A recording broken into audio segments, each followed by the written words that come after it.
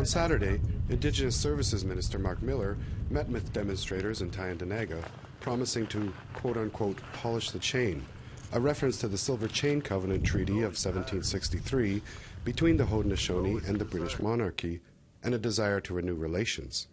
Mohawk land protector Seth Lafort met with Miller at the tracks and asked why it took so long for Canada to respond. It's always when there's a big crescendo. How come a chainsaw have to stop in the whole country for us to pull on the chain?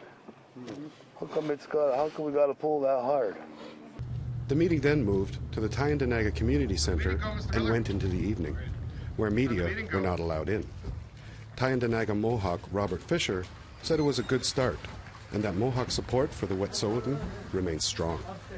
You have to stick with our word and our integrity, and we're, at this point, holding our roadblocks until the Wet'suwet'en people ask us to take it down.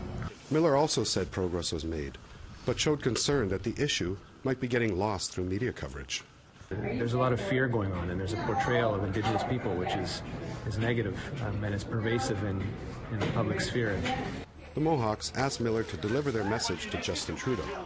The Prime Minister cancelled plans to travel to the Caribbean and instead called an emergency meeting with a handful of ministers Monday in Ottawa. I understand how worrisome this is for so many Canadians and difficult for many people and families across the country. We're going to continue to focus on resolving this situation quickly and peacefully, and that's what we're going to do. On Tuesday, APTN National Chief Perry Bellegarde joined elected Mohawk chiefs in Ottawa to deliver their own messages. Mohawk Council of Ganasatagi Grand Chief Serge Simon questioned if it might be time to lift the rail demonstration. Have you made your point yet? Has the government and the industry understood? I think they did. Now, removing the blockades, doesn't mean that you surrender anything.